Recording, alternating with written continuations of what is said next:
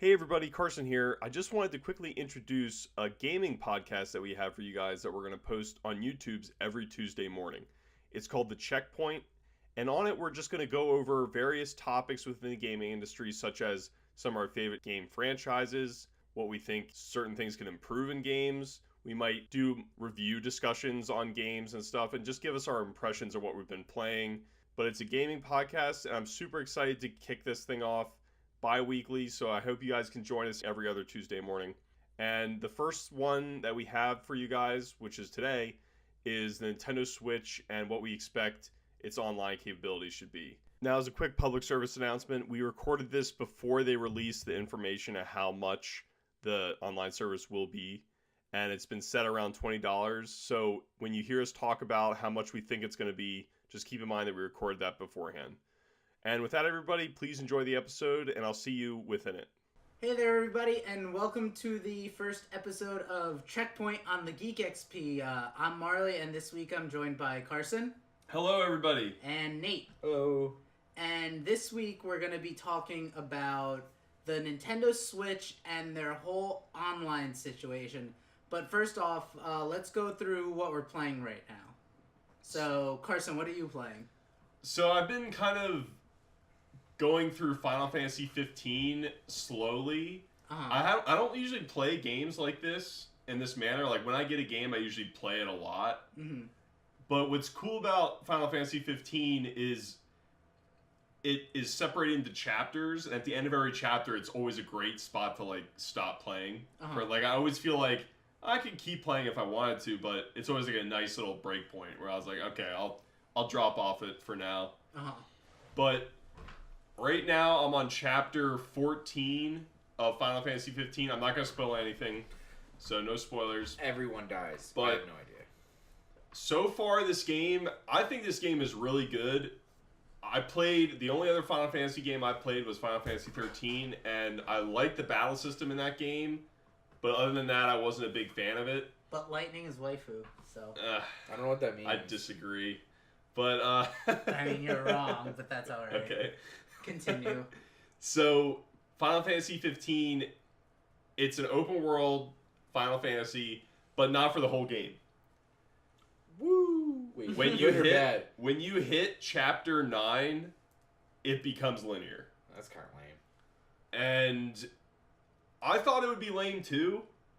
And it kind of is in some respects. Like, I got to I finished chapter 8, and I wanted to do upgrades and stuff later, and I was like, it gave me a warning saying, you're not going to be able to come back for a while. And I was like, oh, I got this before, like, earlier, and I came back a chapter later, and then I could do stuff again. Mm-hmm. But I've been gone since chapter 8, and now it's chapter 14, and it's been linear, and I haven't been able to upgrade any of my certain weapons and stuff. It's got to let you back out, though, before, like, a final boss fight. That's what I'm thinking. I'm waiting for it to pop me back out into the open world again, and I can do stuff. Got it. Now, how is it playing? Like, how do you feel now that you're cut off? Are you still enjoying it? Well, so what's interesting is I thought I was gonna like start not liking it as much, but when it starts going linear, the story really kicks in. Right, because you're just... That's where the story gets really it's good. It's serving the story, and it's working narratively. I think it works great. Okay. It just kind of takes away the RPG elements that were there before in the open world. So I think it's a cool twist. Like, so when I describe this game to somebody, I would say it's half open world and half not open world. I wouldn't just explain this as an open world game, because it is for a while, but then it's not. So I haven't honestly played a game like that before. Usually it's one or the other for the most part. Or there's just a mix of the two. Yeah. It's not just like segmented like that, where it's like open world and then not open world. Yeah. So, yeah, I really like the game a lot. And then I've been playing Overwatch. We're out of the Winter Wonderland. We're in the Year of the Rooster. We do not even know what it is. Yeah, we're still in the winter. No. We're super prepared. So Year of the Rooster is pretty good. I'll let you guys detail that more. Nate, what are you playing? Yeah. Darksiders right now, really, and super freaking fun. You have the War Master Is that edition. what, it's the War Map? I can never remember. Yeah. I keep wanting to call it Warforged, and I don't know why. Yeah. But it's super pretty. I can't remember if I was playing that last time we recorded one of these or not. I don't remember. I think you were, actually. Yeah. Because all of us have kind of been slowly playing through a few games. Because and I've stuff pretty like much that. been playing the exact same thing I've been playing then. WoW, Diablo, Darksiders, and Pokemon. Yeah. There wasn't really anything that stuck out to me in the Christmas time besides Overwatch and Pokemon and Final Fantasy. That's pretty much what I've been playing. And I finished Pokemon a little while ago. But this Overwatch special event, the skins are amazing. They're so cool. I want all of them. Reinhardt's has got to be my favorite. I want it really bad. I got Roadhogs yesterday. Yep. But the special game mode, I'm not 100% on board with. With it being Capture the Flag. Capture the Rooster. Or Capture the Rooster. It's Capture the Flag. Get good. It's Capture the Flag. The map is really pretty. The changes they made to it. But the game is not meant to have that style of gameplay. If one team decides to turtle and throw up a Bastion, a Torbjorn, and a Symmetra, it's going to end in a draw. Yeah. Communication's huge. And communication is huge. Like, but like I played, I don't know how many games. I'd say 80% of them ended in a draw because no team can get a flag. See, I've lucked out. Every time we've played, there's been a winner and a loser. I haven't had a draw yet.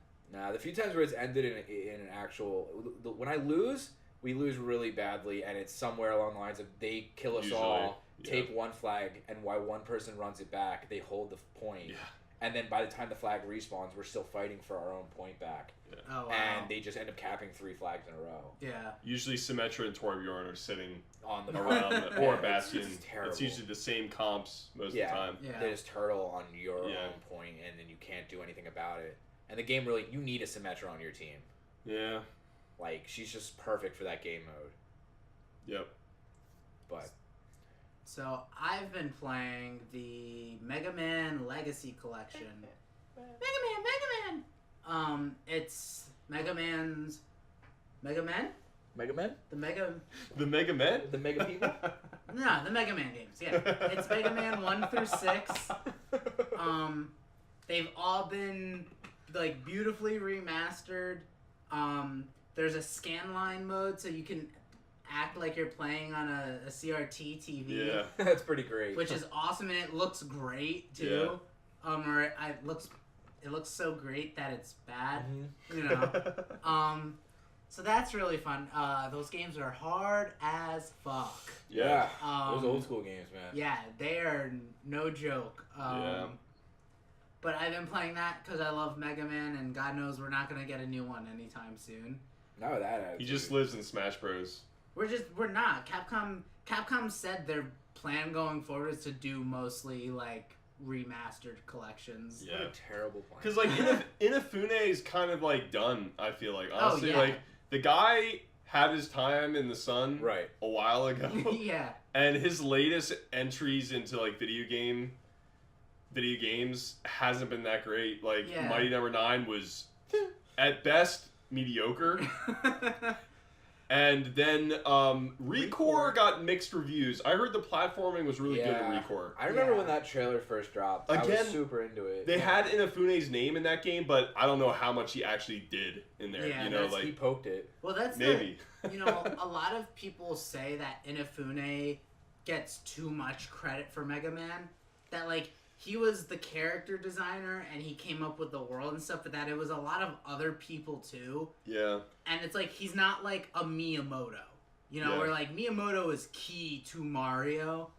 Like, there were a lot of other people besides Inafune involved with Mega Man's success. Yeah.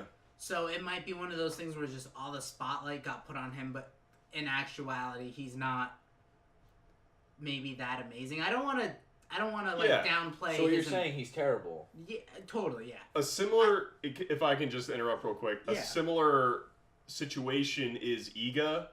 He was let go from Konami with Kojima and stuff like that. Iga is the mind behind Castlevania. Yeah. And I don't know when the last time he's actually done a mainline Castlevania game, but his new game's called Bloodstained, which is kind of like a spiritual successor to the Castlevanias. Yeah. He just can't do Castlevania because Konami's bullshit. Yeah.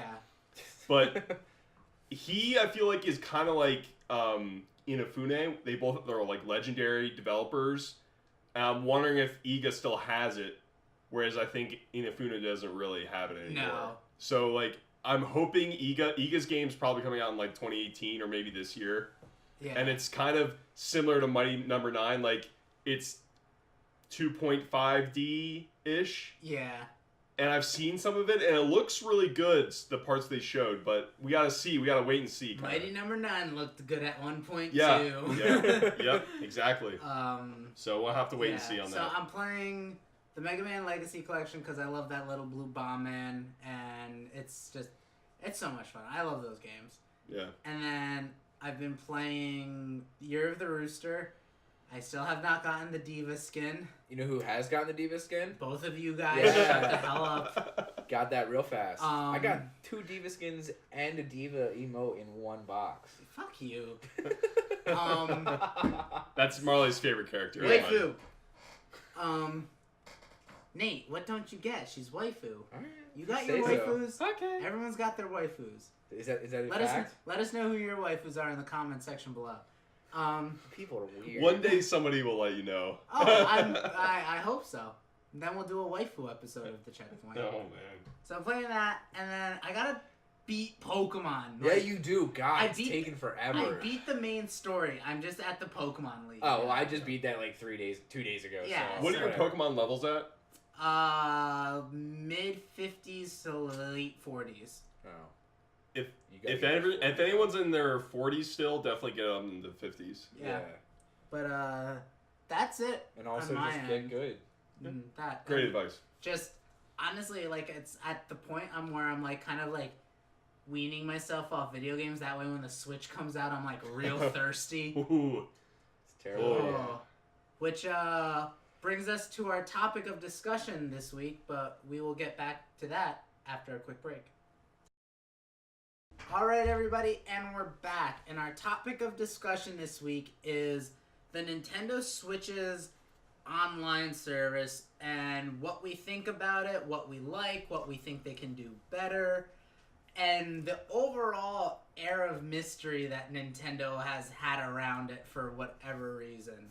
So, off the bat, let's go with what our base impressions of it were after the press conference. I was confused. That's a reasonable thing. Like, well, first of all, they barely talked about it. Yeah. They were like, hey, it's going to be there. There'll be a fee and an app. And they, like, quickly moved on to the next thing. And it was super disappointing to me because I was like, you should be detailing this all out. Like, look at Xbox Live. Look at PSN. Look at their vast network that they have, especially Xbox Live. Like, that's been really good for a long time. I'm like, guys, there are examples of greatness here. Why can't you, like, replicate it and make it your own somehow and then detail it correctly? But, Yes. Carson, Ice Cubes. Dude, that You can Ice feel Cube them. game, Haptic feedback. so good. HD Rumble. Yeah. Thanks. Yeah, it was just really, really Vague. bizarre. There were things that they focused on in that press conference that I was like, probably should have focused on your online some more. Yeah. They lost me once they said you're going to have to pay for it. I'm getting tired of paying for online features and then paying for internet on top of it Yeah. just to play a game. Like, that was the main reason I stopped with, like, Destiny and things like that. Then Mhm. again, I play WoW and have to pay for that subscription, so. Yeah. That's Blizzard. What is that, like $15 a month?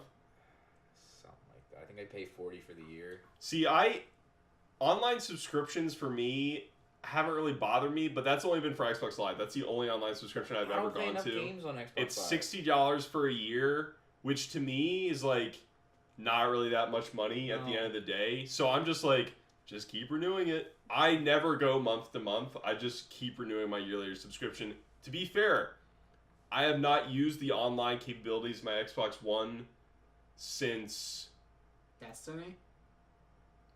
Yeah, 'cause Halo 5. Halo 5. Halo I was 5. gonna say, you didn't play any of Battlefield 1 online. I didn't play any online Battlefield 1. Like, that was a perfect example. Like, Yeah. I got Battlefield 1, and I could have played online, but I didn't want to pay for an online fee when I should have just bought it for PC, and I could have played online. Yeah. I also having the the games for gold is cool too. I have gotten like 1 or 2 games. So They are gonna have something similar. Something, Yeah. yeah. We So don't know let's- what, right? No, we do. Oh, okay. So let's go through the list of things that we'll be getting if you are a paid subscriber.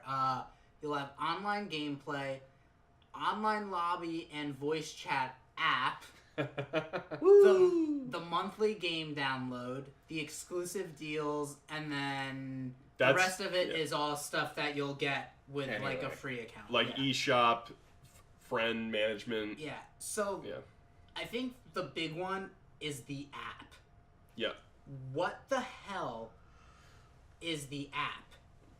Because well, that's a great question. the way they made it sound was your voice chat will be done through your phone with this app. That is what everybody interpreted it to be when they announced it, yes. But they're also talking, people have seen, Carson, you pointed this out. Yeah, there have been headsets being leaked through like third-party manufacturers for headsets for the Switch in particular. So that tells me like the voice chat actually will be coming from the Switch tablet itself, and then the app will probably be your friend management and message management to like people and stuff like that. Or the app somehow. doesn't mean like, because like when I read when you said voice chat app the first time and I read it again, I thought it was like, are they talking about like a cell phone app? That's what I think they meant. Like, if that's the case, that's stupid. But if it could just be an application on the Switch. Yeah, it could be. And that would make the most sense. But then... Because Xbox Live has an app section. Right. Yeah, but then Reggie made those comments about like, oh, the convenience of traveling with your phone, and you don't have to deal with bulky gamer headsets, which that just sounds like someone who doesn't know about headsets talking about headsets. I gotta hold a phone to my ear while I'm playing video games? It doesn't make any sense. No, I think the idea is that, like, you know how most headphones nowadays come with a mic built in, a little clip or something like but that. I still think it's a really dumb idea. Oh no, so do I. It should just be baked into the system, so it's... And that should just be part of online gameplay. Yeah, exactly. Like, why is it... in this type of, like, time, like, you shouldn't be, like, having voice chat shouldn't be like, yay, we got something new. That should just be there. Nintendo's just been, like, consistently weird about that stuff. Chat, like, it's there were some games that could do it on the DS. Like, Diamond and Pearl had a voice chat thing you could do. Can you voice chat in Splatoon? No. What? Yeah. If you wanted to, you either had to get on Discord or you had to get on Skype. Yep. That's so dumb. Yep. The Wii Animal Crossing came with a mic. City Folk, if you bought it like at launch, it came with like a weird little mic thing you could put up on your system, and you could talk to your friends that way. Yeah. But then the Wii U, nowhere. Like, it was almost done on a game-to-game basis. Like, they could determine if they wanted it. What were they afraid of? For example, Smash Brothers, you could voice chat in the lobby before the game, and then when the game starts, no voice chat. Same thing with Mario Kart. Well, that's what that makes me think with online lobby and voice chat. Like, it's not going to be able to do it in-game. You're only going to be able to do it in lobbies or outside of the game. So, and this is...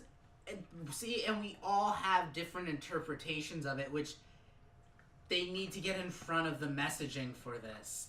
They need to get in front of this and be like, no, this is what it is. Mm-hmm. Lay it all out. Like, just so everyone stops being confused.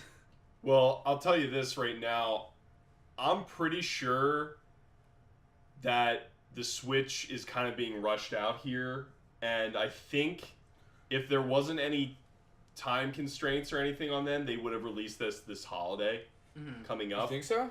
I'm just seeing examples of like them not being fully ready to move forward with their online services until fall 2017, and then Breath of the Wild.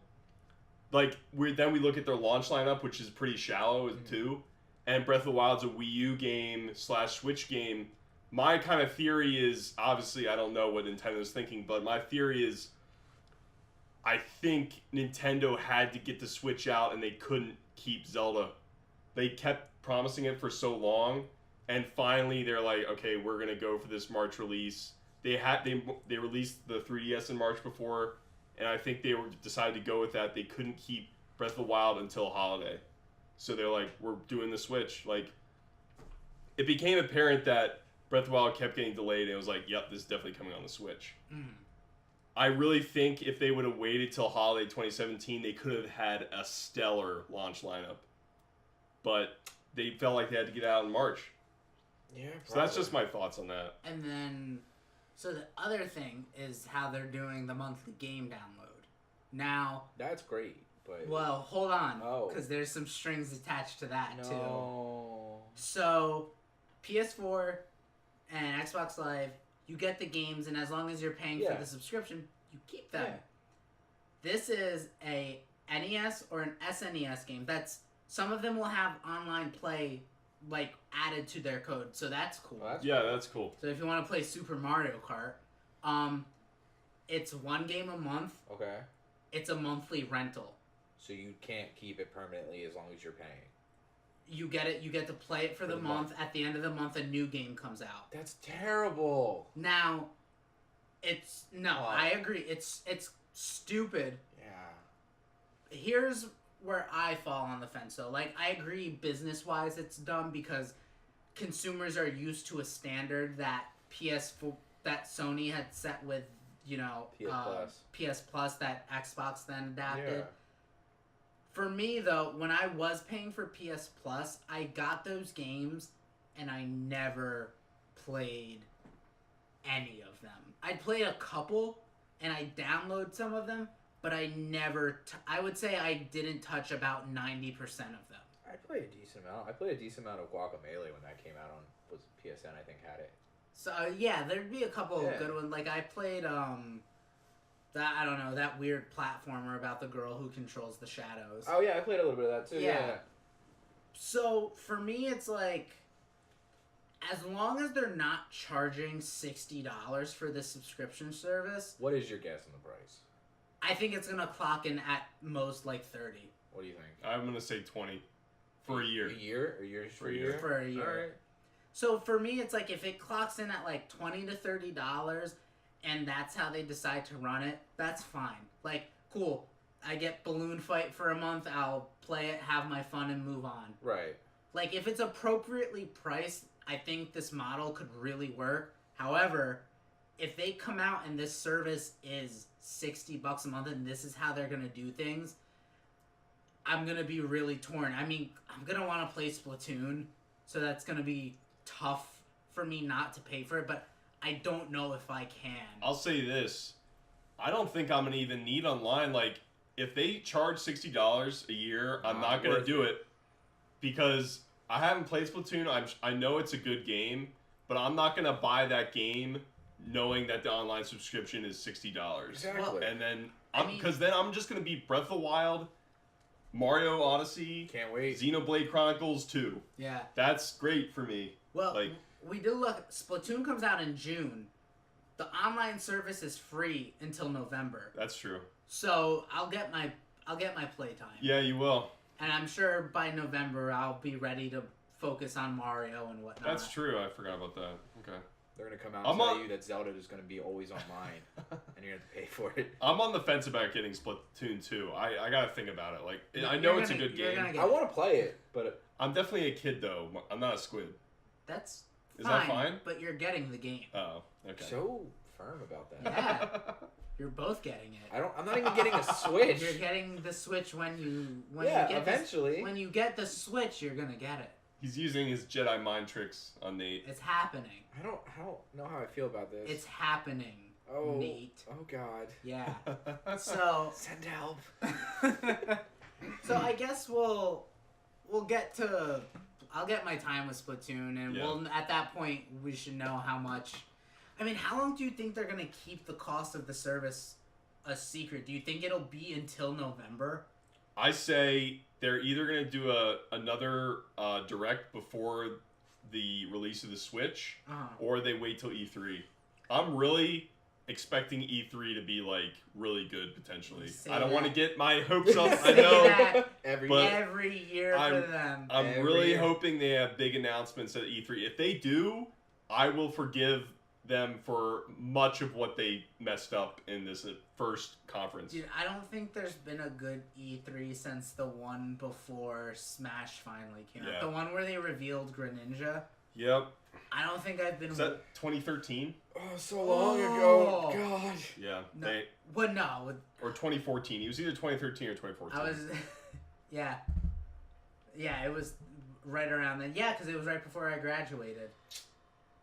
So it's been a doozy. Yeah. Yep.